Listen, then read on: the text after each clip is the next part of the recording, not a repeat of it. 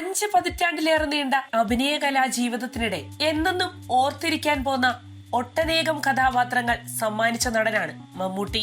വിവിധ ഭാഷകളിലായി 400-ലധികം ചിത്രങ്ങളിലാണ് മമ്മൂട്ടി അഭിനയിച്ചിട്ടുള്ളത്.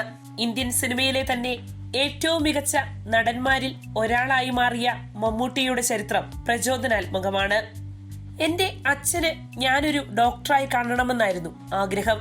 എന്നാൽ യാദൃശ്ചികമായി ഞാനൊരു വക്കീലായി മാറി. ഒടുവിൽ ഞാനിപ്പോൾ ഒരു നടനാണ്. തുടക്കത്തിൽ 1-2 സീനുകളുള്ള ചെറിയ വേഷങ്ങൾ ഞാൻ ചെയ്തു നോക്കി. അതിനുശേഷം വക്കീലായി പ്രാക്ടീസ് ചെയ്യാൻ തുടങ്ങി. എന്റെ കല്യാണവും കഴിഞ്ഞു. അതിനുശേഷമാണ് എനിക്ക് കുറച്ചുകൂടി വലിയൊരു വേഷം ചെയ്യാനുള്ള ആദ്യ അവസരം ലഭിക്കുന്നത്. ഭാഗ്യവശാലോ നിർഭാഗ്യവശാലോ ആ സിനിമ പൂർത്തിയായില്ല. എങ്കിലും എന്റെ യഥാർത്ഥ ലക്ഷ്യം സിനിമകളായിരുന്നു. ഒടുവിൽ MD വാസുദേവൻ നായരെ കണ്ടുമുട്ടി. അദ്ദേഹത്തിന് എന്നിൽ വിശ്വാസമുണ്ടായിരുന്നു. അങ്ങനെ അദ്ദേഹം എനിക്കൊരു അവസരം നൽകി. അവിടെ നിന്നും ഞാൻ വീണ്ടും ഒരുപാട് കഠിനാധ്വാനം ചെയ്തു. മമ്മൂട്ടി പറയുന്നു.